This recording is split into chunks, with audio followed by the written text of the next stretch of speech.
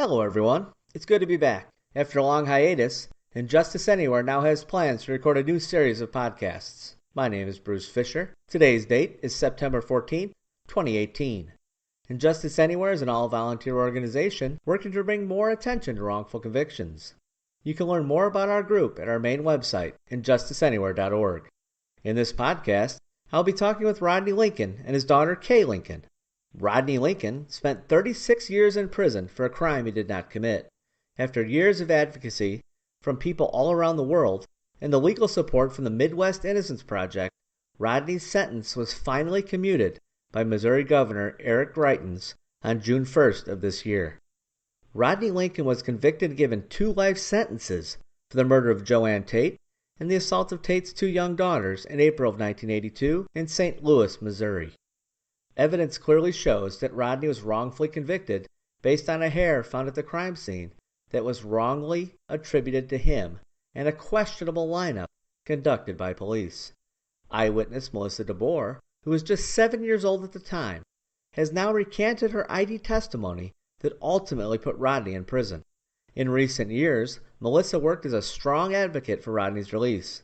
If you'd like to learn all of the details of Rodney's case, please visit freerodneylincoln.com. You can also visit injusticeanywhere.org for details on the case.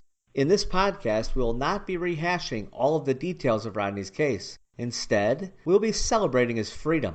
Let's find out what Rodney has been up to since his release, as well as his exciting plans for the future. I would now like to welcome Rodney Lincoln and his daughter, Kay Lincoln.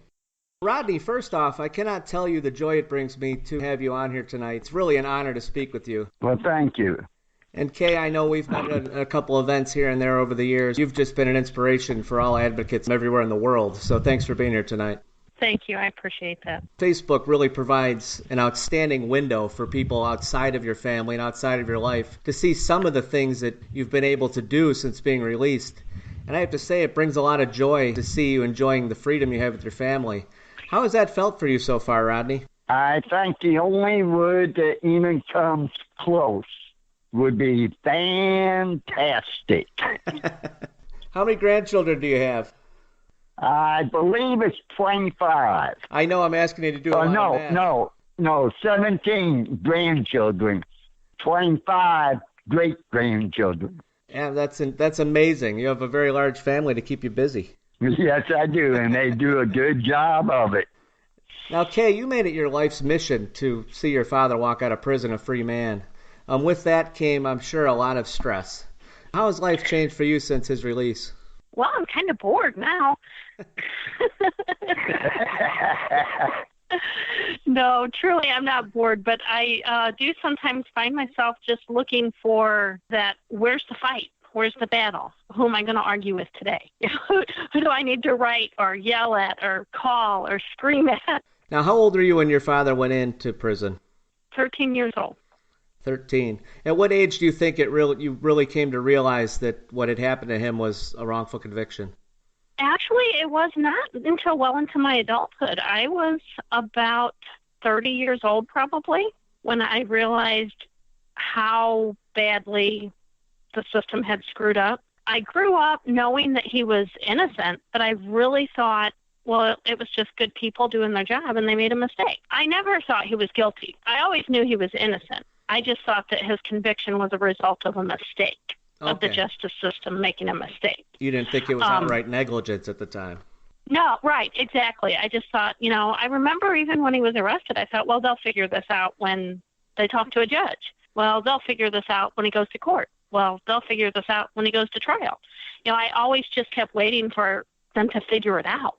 It never occurred to me as a 13 to 15-year-old child when the trials were taking place that it was purposeful, that he was wrongfully convicted because somebody either neglected to do their job or they set out to purposely wrongfully convict him. And even as a young adult, I knew that he was wrongfully convicted, but I still did not understand what exactly had happened.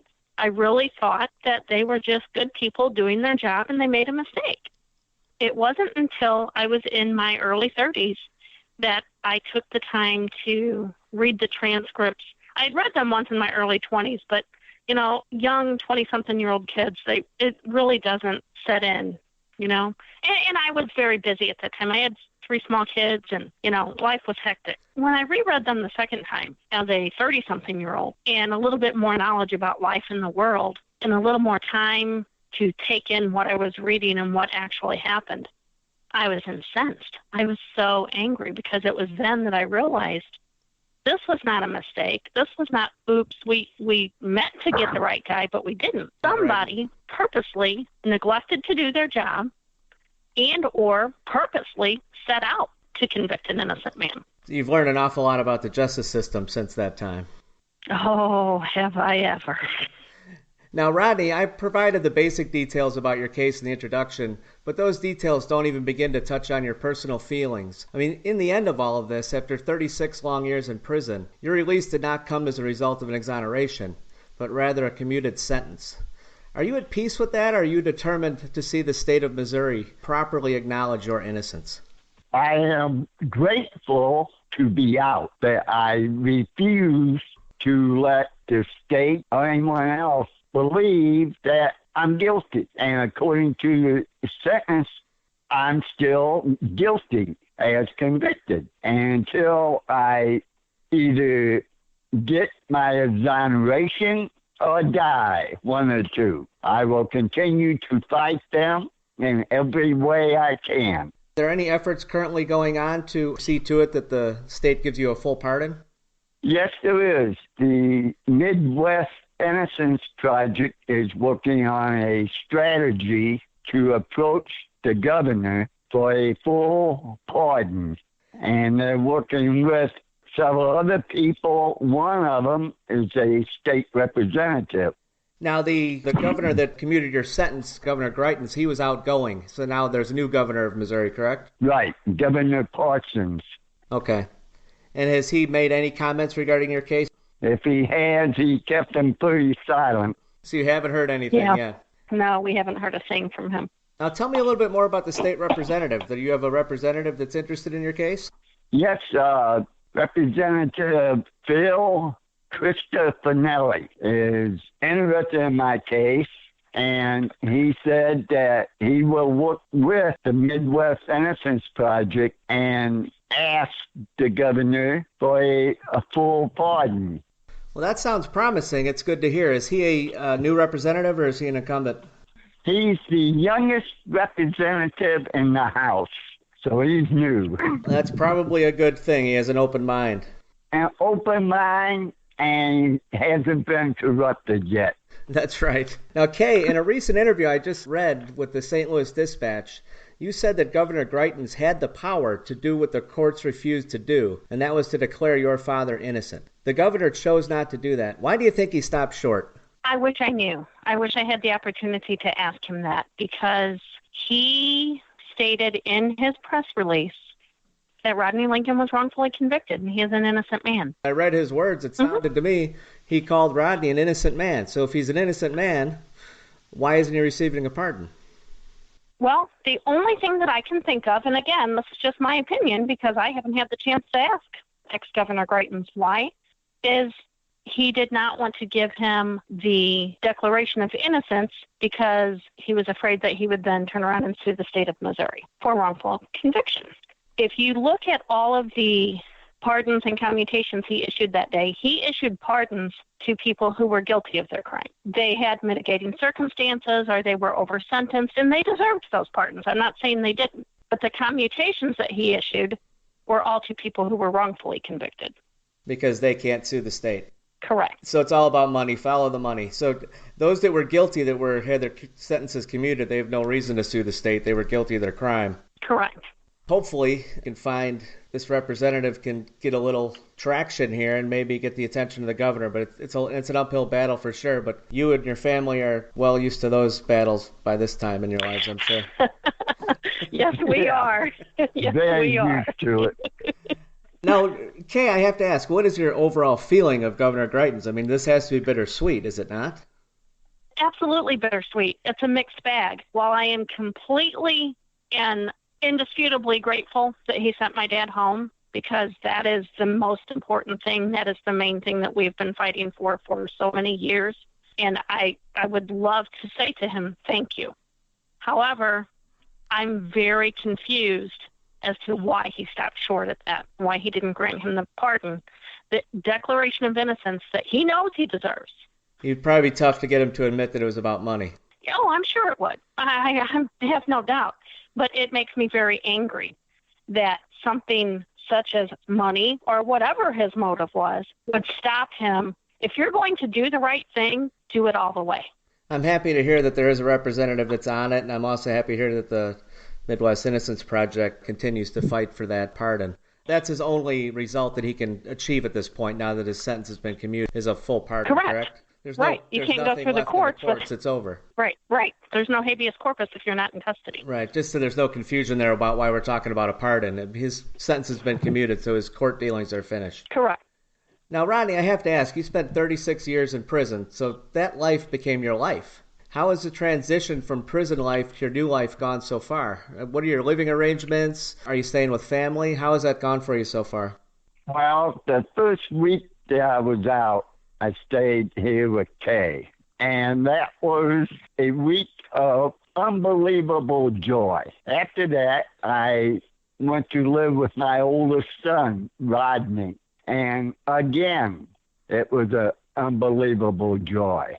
My family has helped me so much, not only while I was in prison, but after I got out, to show me the little things that I didn't know about anymore. Little things like, where do you go to get a cup of coffee? It seems like a minor thing, but when you haven't been in the world for so long, you don't know just what to do or when to do it or how to do it. But I believe I have made the transition from prison to society life in such a way that I not only learn what's going on, but also how to do it and how to live because of the help that I received from my family and friends.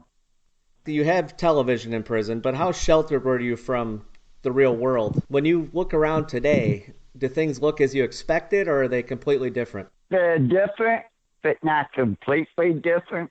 And I think the thing that is most like it was is people themselves. I have been lucky enough to meet many of my supporters and friends who stuck with me over the years. But on the general population itself, people are still people. And you approach them today like I did in 1981. Do you feel that things don't always change when it comes to human interaction? Not really. You learn different ways of doing it. I'm not quite as outward as I was in 1981, but yet I'm more interested in meeting people and seeing things. Do you find it interesting that so many people communicate by texting now instead of just talking to each other? Oh, technology just blows my mind. A month before I got out, I made a statement about people relying too much on their cell phones. Well, guess who's relying on their cell phone now? That's the way it goes, right? That's the way it goes. Is there any easier way to keep in touch with family? I don't think so, but the one thing that I do dislike is texting. If I want to talk to somebody, I want to hear their voice. That sounds like a good thing. I don't blame you at all. It took me a long time to get used to texting, and I've been using phones since they came out. But when you have college-age kids, you have to text, or else they don't talk to you at all. Right. Now, as you know, as you've been out, your new freedom comes with new expenses. And I know that a GoFundMe page has been set up for you, and Justice Anywhere would like to help you reach your GoFundMe goal. So I'd like to talk a little bit about that page and where we can send people to view that page. Kay, where's the best place for them to go to find that page for GoFundMe for Rodney? The actual website of the GoFundMe page is gofundme.com/Rodney Lincoln Finally Free.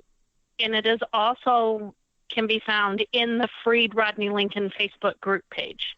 It's a pinned post at the top of that page. Excellent. I'm going to post this link on all of our websites as well at injusticeanywhere.org, on our Facebook pages. But you can search for Rodney Lincoln on Facebook, or like Kay just said, you can also go to the GoFundMe website and search for Rodney as well. Now, there's been quite a few donations, but you're not quite at your goal.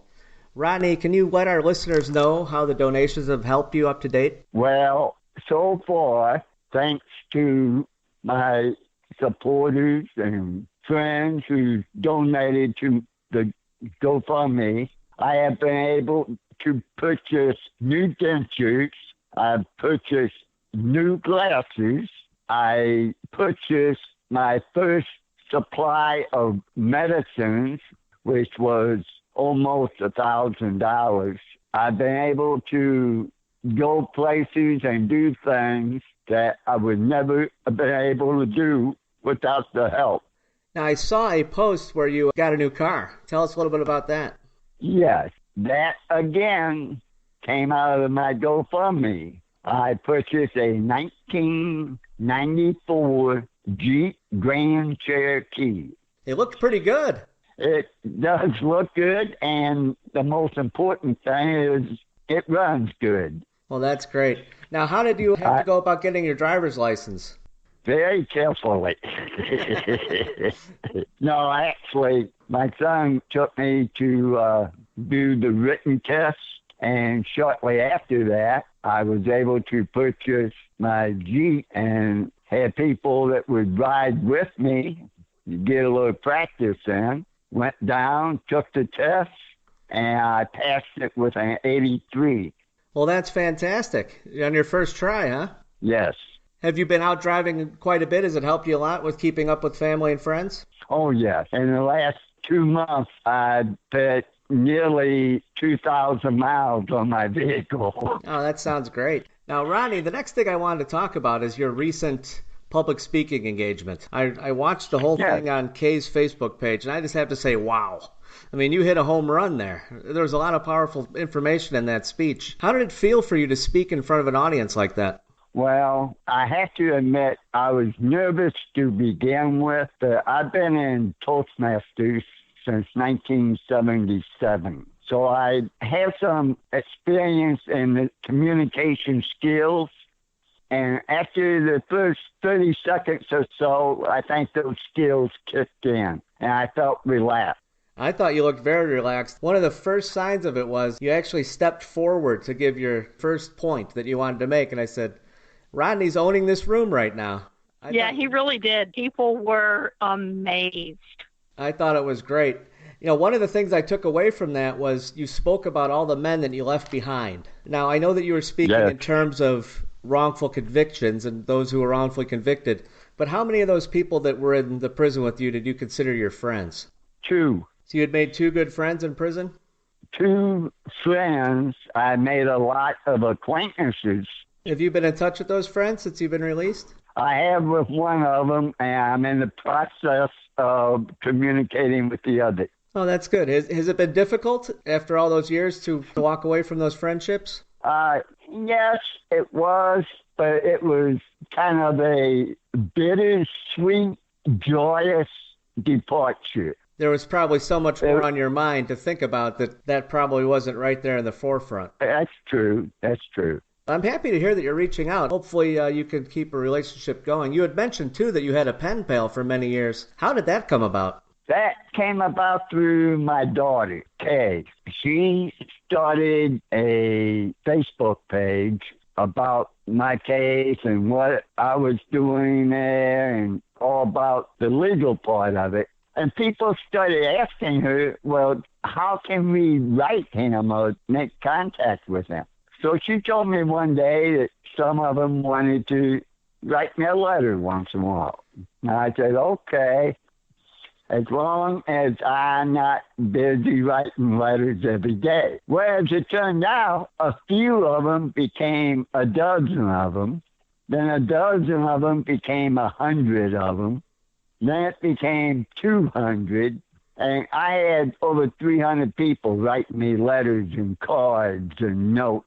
That sounds fantastic, to be honest with you. I know you can't respond to them all promptly, but wow, what a showing of support. Well, I can honestly say that everything that I receive from a supporter, a friend, a family member got a reply. I was averaging anywhere from 60 to 120 letters a week for about 2 years.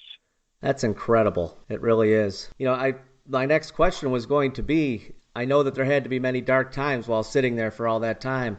Just being an advocate on the outside, seeing court motions being denied time and time again, it's heartbreaking. But nobody could possibly imagine how it feels to you sitting in the prison cell. How was it that you were able to keep your hopes up? It just outright amazes me that people I see every day that are in your situation that never give up. They refuse to ever give up hope. Well, I can attribute most of that to my family and my friends, my supporters. When you get anywhere from 5 to 15 letters a day, and all encouraging you to keep your head up, stay strong, keep up the fight. After a while, that starts sinking in. And that's what kept me motivated all those years, was knowing that there's people outside who cares about the one inside. I'm sure it went a long way. Kay, you knew your father's innocent, but were you surprised to see just how much support he's received?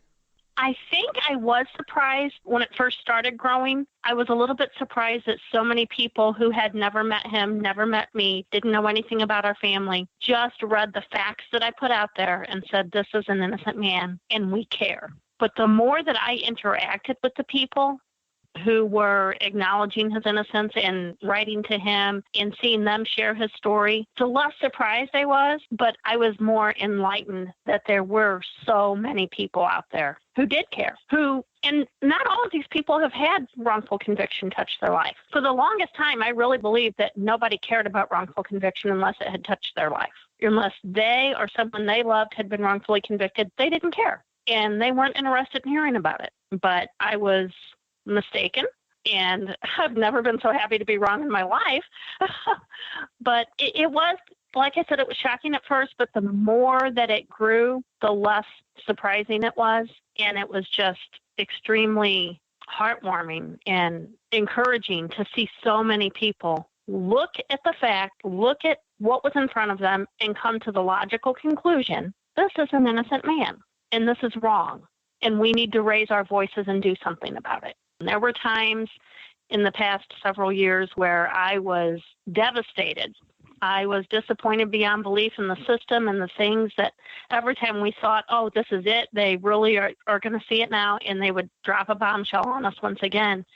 And if it were not for the family of supporters that engaged with us on Facebook, Twitter, through writing letters, and not for my dad himself, I don't know. There were days when I felt like I couldn't continue the fight. But whenever I felt that way, the man who should have been disappointed and angry was on the phone saying, it's okay.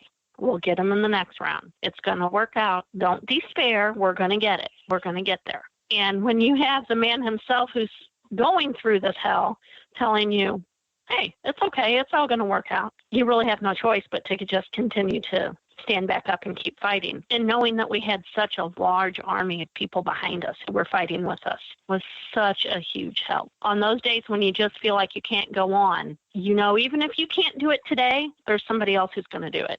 Somebody else is going to raise their voice. Somebody else is going to share that post, or they're going to retweet that tweet, or they're going to contact a governor or a congressman or someone, and they're going to take the helm and handle it until you feel like you can get back in the ring and fight again. I think that that's really important, because I think advocates sometimes online, they think they're shouting into the wind, but they don't realize that that one post or that one tweet can really make a difference. One person can hear it and get involved. Absolutely.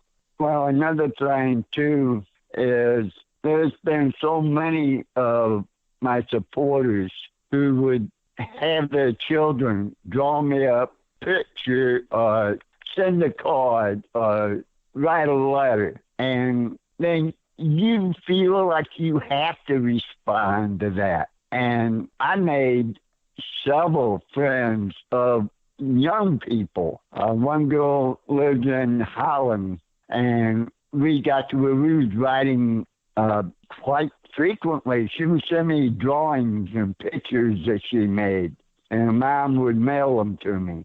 And I would always send her a little message when I wrote to Mom. And little things like that carry so much weight. They really uplift you. Yes. It's all good to hear. I had no idea that so many people were writing you letters. I mean, it's really outstanding to hear. And just the outpouring of support. I did see it. Believe me, online I saw it, but I did not know that many people were writing you letters. Yes, I had a huge support group. And not only the supporters, but they got their families involved. I had one lady even writing me asking advice about her finances. That's amazing to me. It's great. I'm delighted to hear it. I'm going to embarrass you a little bit here. I'm going to make you blush a little bit.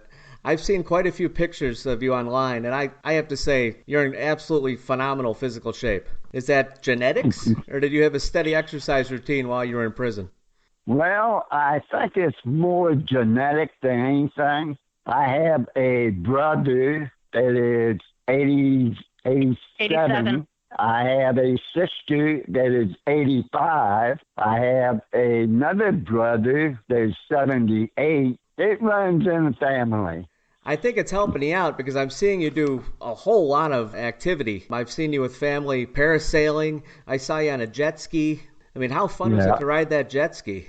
Oh, man, it was a thrill. I was a little afraid at first, but when they showed me how to operate it and how simple it was, I thought, I ought to be able to handle this. And boy, did I. Did you get that thing moving pretty good? Yes, I did. I saw the pretty wide smile on your face. I think you were having a pretty good time. Not only did I get to ride a jet ski, I also went tubing. Now, that could be a little bit rough. It was a little rough, but it was still enjoyable. How many 73-year-old men do you see tubing? I think you're a pretty young 73-year-old. Well, I like to think that I'm 74 going on 55. Now, a few weeks ago, you sat down in front of a really big birthday cake, and you celebrated your birthday with your family and friends. Now, when you were speaking at your engagement, you talked about missing out on all these family events over the years. How special was that day? That was an occasion that I will never forget. But I not only had my children, but most of my family. I had nieces and nephews. I had friends. How good was that cake? I couldn't tell you. It looked pretty good. The excitement that I felt that day, it could not be matched with anything. For the first time in over 3.5 decades, I was surrounded by family and friends to help me celebrate my birthday. It was a wonderful sight to see. I wish I could have been there. Like we just talked about, you're still a young man at heart here. What are your plans for the future? Well, next Saturday, I'm going to jump out of an airplane. What?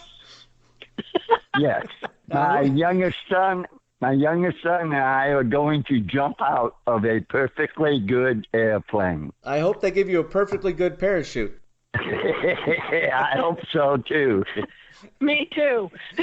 Now, whose idea was this? Well, originally it was my son. He wanted to make a parachute jump. And one day when he was visiting me, I jokingly said, well, I'll go with you, not knowing that before his birthday got here, that I would be home. Once I did get home, I told him that we was going to jump out of an airplane, and his eyes lit up like a 5-year-old. Well, I hope that we get to see some video of that, or at least some really outstanding pictures. Well, I'm pretty sure we're going to have both video and pictures.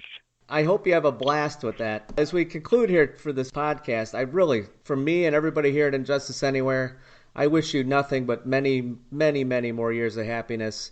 And I hope you get to jump out of more airplanes and go parasailing and get on more jet skis and just enjoy your life. Well, I'm going to do my very best to do just that. I learned a new appreciation for life. That's good to hear. So keep doing what you're doing. There's always something new. That's right. Well, I don't know what you're going to do to top jumping out of an airplane. Well, I have hopes of going deep sea diving. Well, there you go. That I've never done. Now, Kay, what can people do to help the Midwest Innocence Project as they work to try to get a full pardon for Rodney? At this point in time, legally for him, they're not asking for anything right now. When they are at a point where they are asking for letters or phone calls, we will definitely make everyone aware of that, if that is a route that they choose to go. If they're going to ask for public support in the form of phone calls or letters or whatever that support may be, we'll definitely post that. So specifically at this time, in his case, they're not asking for anything at this time. As far as helping the Midwest Innocence Project in general, hey, they're always needing help. They go to their website and make a donation, because the work that they are doing is absolutely invaluable. There is nothing more life-changing than for those attorneys to keep walking innocent people out those prison doors. So people could go directly to Midwest Innocence Project, their website, to make donations, and they can go to the Freed Rodney Lincoln page on Facebook to keep up to date with current events. Yes. We're going to post updates on our sites as well. I'd like to thank both of you for having this discussion tonight, and we'll hopefully do this again in the future. We'll have to talk about the deep sea fishing and jumping out of airplanes. I'll be looking forward to it. You two both have a great night. You too, Bruce. Thanks a lot. All right, thank you. Rodney really needs our help. If you are able, please consider helping Rodney to reach his GoFundMe goal. You can find Rodney's GoFundMe link by searching Freed Rodney Lincoln on Facebook. You can also find a link on injusticeanywhere.org. Please visit Injustice Anywhere to listen to all of our podcasts located in the archive. While you are there, you will find links to Facebook and Twitter. Please like us on Facebook and follow us on Twitter to keep up with current events. While visiting Injustice Anywhere, please click on the Club 22 logo at the bottom of the page to learn more about Lauryn Hill. I think you will be inspired by Lauryn Hill's story. I certainly know I was.